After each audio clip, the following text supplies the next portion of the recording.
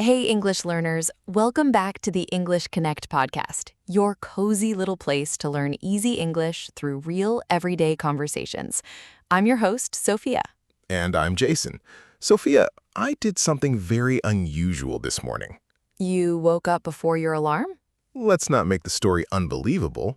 All right, what did you do? I made my bed. You made your bed? Yes, I pulled the blanket up, fixed the pillows, and stood there looking at it. Were you proud? Very proud. For a moment, I felt like I had completely changed my life.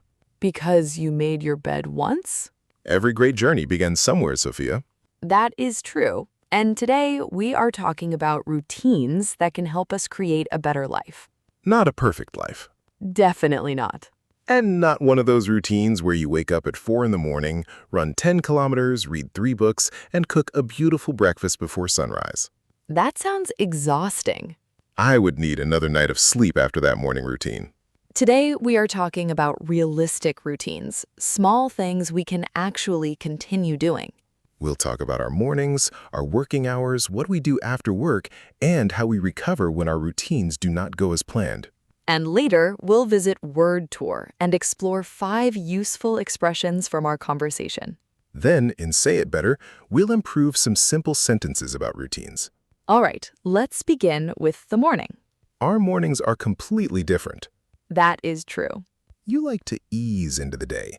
I need to start moving immediately. How did you feel when you woke up today? Confused. Confused? For the first few seconds, I did not know what day it was. That happens sometimes. Then I remembered it was Monday. Did that help? Not really. What do you usually do after your alarm rings? I stand up immediately. If I stay in bed, I begin negotiating with myself. Your responsible side says get up. And my sleepy side says 5 more minutes. Which side normally wins? The sleepy side is very persuasive. So getting out of bed quickly works for you. Yes, I open the curtains, wash my face, and walk around a little. I need movement before my brain understands that the day has started. I prefer a slower beginning. What do you do? I drink some water and sit quietly for a few minutes before checking my phone. You just sit there? Sometimes I look outside, sometimes I think about what I need to do. I just do not want messages, news, and social media to be the first things entering my mind. I normally check everything immediately. What is everything? Messages, emails, the weather, social media, and sometimes the news. That is a lot of information before breakfast. It is. Then I open the kitchen cupboard and can't decide what to eat. You may already be experiencing decision fatigue. Decision fatigue. Mental tiredness caused by making too many choices. So choosing things can make us tired. Yes, what to answer, what to wear, what to eat, what to watch. Each choice uses a little mental energy. That explains why choosing breakfast can feel like an important life decision. How long do you spend choosing your clothes? It depends. That usually means a long time, Jason. Maybe 15 minutes? I choose my clothes the night before. Every night? Most nights. I also have a simple idea of what I will eat for breakfast. You plan breakfast too? I do not create a full menu. I simply decide between eggs, yogurt, fruit, or toast. My plan would say coffee every day. Jason, coffee is not a complete breakfast. Emotionally it is. Your body may have a different opinion. Probably, but I understand your point. Preparing small things in advance means fewer decisions in the morning. And that makes the morning feel lighter. Sophia, do you write a plan every morning? I usually write down the 3 most important things I need to do. Only 3? I may complete more, but those 3 receive my attention first. My list normally has 15 or 20 tasks. Do you finish all of them? No, I move the unfinished tasks to the next day. Then the list becomes longer. After a few days, it begins to look like a historical document. And you probably feel behind before you've even started. Yes, sometimes I spend more time worrying about the list than completing anything on it. Try choosing 3 priorities first. What happens to everything else? You can still do it, but you know what deserves your best energy. That sounds more manageable. A good routine should make life simpler, not create another source of pressure. I make that mistake with exercise too. What do you do? I decide that I'm going to exercise for 45 minutes every morning. How long does that routine continue? 2 days. Only 2? They are very successful days. What happens on the third day? I wake up late and think I cannot complete the full workout, so I will do nothing. But you could still stretch or walk for 10 minutes. I know. I'm slowly learning that a smaller version of a routine is better than abandoning it completely. On a normal day, you may exercise for 30 minutes. On a busy day, you may only move 5. The 5 minutes don't look impressive. They don't need to look impressive. They need to be possible. That's a very different way of thinking about routines.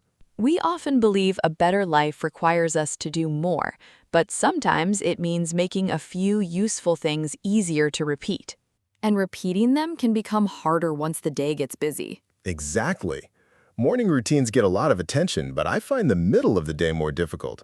Why? Messages begin arriving, plans change, meetings appear, and suddenly everyone needs something. Do you normally say yes when someone asks for help? Almost always. Even when you are already busy? Yes, I do not want to disappoint people. Be careful not to overcommit. Overcommit means accepting more tasks or plans than you can realistically manage. Right. What happens when you do that? At first, I feel helpful. Later, I feel trapped. Because you have promised too much. I accept another task, agree to another meeting, and tell someone I can help. Then my own work is still waiting at the end of the day. You can be helpful without pretending you have unlimited time. I know, Sophia, but saying no feels uncomfortable. You do not always need to give a direct no. You could say, I can help tomorrow, or I can do this, but I will need more time.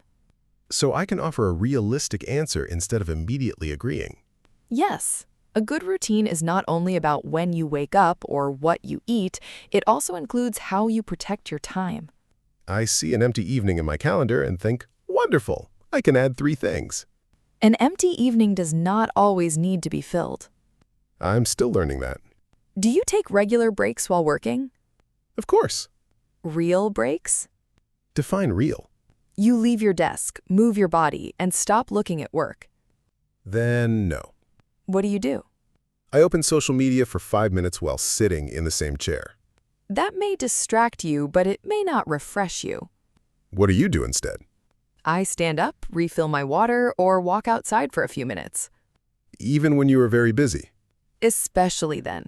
When I feel pressure, I sit for too long and hold tension in my shoulders. Sometimes I notice my shoulders are almost touching my ears. That does not sound comfortable, Jason. It's not my strongest working position. A short break helps me return with a clearer mind. I also get very sleepy after lunch. What do you usually do? I used to drink another coffee. Used to? Too much coffee in the afternoon affected my sleep. Now I drink water and take a short walk first. Does that help? Usually. And when it doesn't? Then I drink the coffee. At least it's no longer your first answer. Progress, Sophia. We must celebrate progress. And eventually, even a busy workday has to come to an end. Physically, yes. Mentally, that's more difficult. So, what's the first thing you do when your workday ends? Physically, I close my laptop. Mentally, I continue working for another 2 hours. You keep thinking about unfinished tasks? Yes. I remember something I forgot, think about tomorrow, and replay conversations from the day. Before I finish work, I write down anything that's still on my mind. What do you write? Unfinished tasks, reminders, and where I need to begin tomorrow. Why does that help? My brain no longer needs to keep reminding me. The information is written down. So you were telling your brain, you can stop holding this now. That's the idea. I need a clearer ending to my workday. What do you currently do after work? I sit on the sofa and look at my phone. Does that help you decompress? Decompress means slowly releasing stress after a busy or demanding period. Yes. Sometimes it helps, but sometimes I finish work tired and leave my phone feeling even more tired. Because your mind is still receiving information. Messages, videos, news, comments, there's no real silence. What else helps you relax? Music helps. Cooking can help too, as long as the recipe's simple. What happens when the recipe is complicated? Cooking becomes my second job. What do you like to make? Pasta, eggs, soup, and anything that only needs one pan. Why one pan? One pan means one pan to wash. My cooking system is built around avoiding dishes. Do you cook every evening? Sometimes I prepare enough food for 2 days. That also reduces decision fatigue the following evening. Yes, dinner is already waiting, so I don't need to stand in the kitchen asking myself what I want. My favorite way to decompress is taking a short walk after work. Is it exercise or relaxation? Mostly relaxation. It creates some space between work and the rest of my evening. Maybe that's what I'm missing. I close the laptop and immediately enter another screen. Even 10 quiet minutes can create a transition. A walk, some music, or cooking without looking at my phone. Something that tells your mind the workday is over. So, Sophia, what's your favorite part of your evening routine? Making tea after dinner. Every evening? Almost every evening, I make tea, lower the lights, and read for a while. That sounds like a signal. It is. It tells my mind that the active part of the day is ending. Do you need to remind yourself? Not anymore. It's become second nature. Second nature means something feels automatic because you've done it many times. Exactly. I don't need to make a decision. I simply begin doing it. Like me opening the refrigerator several times hoping new food has appeared. That may also be second nature. Unfortunately. Do you have a useful habit that feels automatic now? I always put my keys in the same place when I come home. That can save a lot of time. I used to search for them every morning. Where did you usually find them? In my jacket, beside the sofa, on the kitchen table, and once inside the refrigerator. Inside the refrigerator? I had food in one hand and the keys in the other. And you put the wrong thing inside. Luckily, I didn't leave the food near the door. That small habit probably removes a lot of morning stress. It does. That's what I like about routines. A better life doesn't always require one enormous change. Small systems can make everyday life much easier. What about your phone at night? I charge it on a table away from the bed. Why so far away? Because if it's beside me, I will check it without thinking. When it's across the room, I need to stand up. Mine is beside my pillow. That makes it very easy to keep scrolling. I say one more video. And then? 20 minutes disappear. Only 20? We don't need to investigate the exact number. Does it affect your sleep? Yes, I sleep later and my mind still feels active. So what could you change? I could charge the phone away from my bed. Will you? I will begin by thinking seriously about it. Thinking about a new routine is often the easy part. Keeping it going can be much harder. Especially when life suddenly interrupts the plan. Does that happen to you often, Jason? Yes, I follow a good routine for several days and then something unexpected happens. Such as? I travel, sleep late, become busy, or go out with friends. And then? The routine disappears completely. One unusual day does not have to derail your routine. Derail means to interrupt a plan or prevent it from continuing successfully. Right. My problem is that one difficult day often becomes 4 difficult days. Why? I think the routine is already broken. I'll begin again next Monday. Why Monday? Because Monday feels official. You do not need an official day to restart. So if I miss my walk on Tuesday, I can just walk again on Wednesday. Yes, returning quickly is more important than following the routine perfectly. That feels much kinder. Routines need flexibility because real life is unpredictable. We shouldn't create routines that only work on perfect days. We need smaller versions for busy or difficult days. Normal day, exercise for 30 minutes. Difficult day, stretch for 5. Good. Normal day, cook dinner. Difficult day, make something simple instead of ordering too much food. Exactly. Normal day, read for 20 minutes. Tired day, read 2 pages. The smaller version keeps your connection with the habit. And what if I'm ill or completely exhausted? Then rest may be the routine you need. Rest counts? Of course, a better life does not mean constantly achieving more. Sometimes the healthier choice is to stop. Yes, a routine should support your real life, including the difficult days. So, what are your 3 most important routines? A calm beginning of my morning, a clear ending of my workday, and protecting my sleep. Mine would be preparing a few things the night before, learning not to overcommit, and creating a better way to decompress after work. Those sound realistic. And I will continue making my bed. Has that already become second nature? No, it has become second-day nature. That is still progress. So today we learned that preparation can reduce decision fatigue. Leaving some space in your schedule can stop you from overcommitting. A simple evening activity can help you decompress. Repeated habits can eventually become second nature. And one difficult day does not need to derail your entire routine. Now, let's slow those expressions down, practice the pronunciation, and make them easier to use. Time for word tour. Our first word is decompress. Decompress. Decompress means to gradually release stress and relax after a busy or demanding experience. It is not always possible to become relaxed immediately. Sometimes your body and mind need a little time. You could say, I take a short walk after work to decompress. Slowly releasing the pressure. And returning to yourself. Our next word is overcommit. Overcommit. Overcommit means accepting more tasks, plans, or responsibilities than you can realistically manage. You may want to help everyone, but your time and energy are limited. You could say, I overcommitted this week, so I have no free evenings. Too many promises. And not enough time. Our next expression is second nature. Second nature. When something becomes second nature, it feels easy and automatic because you've done it many times. You no longer need to remind yourself or think carefully before doing it. You could say, preparing my clothes the night before has become second nature. Repeated many times. Until it feels natural. Our next expression is decision fatigue. Decision fatigue. Decision fatigue is the mental tiredness caused by making too many choices. Even small choices can become difficult when your brain has already made decisions all day. You could say, by the evening, decision fatigue makes choosing dinner difficult. Too many choices. And not enough mental energy. And our final word is derail. Derail.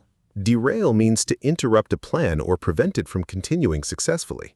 One unexpected problem may change your plans, but it does not need to end all your progress. You could say one late morning does not have to derail the entire day. A change in the plan, not the end of the journey. So, today's expressions are decompress, overcommit, second nature, decision fatigue, and derail. 5 useful expressions for talking about your routines, energy, and everyday responsibilities. Choose one and try making your own sentence out loud. And stay with us because Say It Better is still coming. We're going to take some basic sentences about daily routines and turn them into clearer, more natural English. All right, and now, as promised, it's time for Say It Better. We're going to take a few basic sentences people often use when talking about routines. And make them clearer, more natural, and easier to use. This is Say It Better. Today, Say It Better is about describing routines without using the same simple sentences again and again. We're not making the sentences unnecessarily complicated. We're making them more specific. More natural. And more useful. Let's begin. Our first sentence is, I relax after work. That sentence is correct, but it is quite general. A clearer version is, I give myself some time to decompress after work. Now we understand that you are slowly releasing the pressure of the day. It could mean taking a walk, listening to music, or sitting quietly. A gradual change. From work mode to home mode. Next sentence. I say yes to too many things. A more natural version is, I tend to overcommit. Tend to shows that this happens regularly. You're not saying it happens every time. But it happens often enough to notice. More concise. And more natural. Next sentence. I do it automatically now. A better version is, it has become second nature to me. You could say, preparing tomorrow's tasks has become second nature to me. The routine no longer requires much thought. You have repeated it so often that it now feels natural. Next sentence. I feel tired from making choices. A clearer version is, I'm experiencing decision fatigue. Or you could say, by the evening, decision fatigue starts to set in. Set in means that something begins and gradually becomes noticeable. The problem is not physical activity. Your mind is simply tired of choosing. Next sentence, one bad day ruined my routine. That sounds very final. A more balanced version is, one difficult day threw me off track. Or one difficult day does not have to derail my entire routine. The routine was interrupted. But you still have the choice to continue tomorrow. Interrupted, not destroyed. And our final sentence is, my routine is too difficult. A more useful version is, my routine may be too demanding to maintain. Maintain means to keep something continuing at the same level. This version helps you identify the real problem. You may not be lazy or unmotivated. The routine may simply ask too much from you. Instead of giving up, You can make the routine more realistic. so a better routine does not need to fill every minute of your day. It needs to reduce unnecessary pressure It should help you use your energy carefully. and leave space for real life. English learners, answer this question in the comments. What is one routine that makes your life better? It could be preparing your clothes the night before, taking a walk after work, planning your day, or putting your phone away before bed. Try to use one of today's expressions in your answer. For example, my evening walk helps me decompress after work. Or, preparing breakfast in advance reduces my decision fatigue. Write one short reason if you can. Your comment is also a little English writing practice. And remember, one missed day does not need to derail your progress. Return to the routine when you can, Make it smaller when life becomes busy. and give useful habits enough time to become second nature. Thank you for spending this time with us. Keep noticing new words, keep speaking, and keep building your confidence. This is Jason, And this is Sophia. and you've been listening to the English Connect podcast. Bye for now.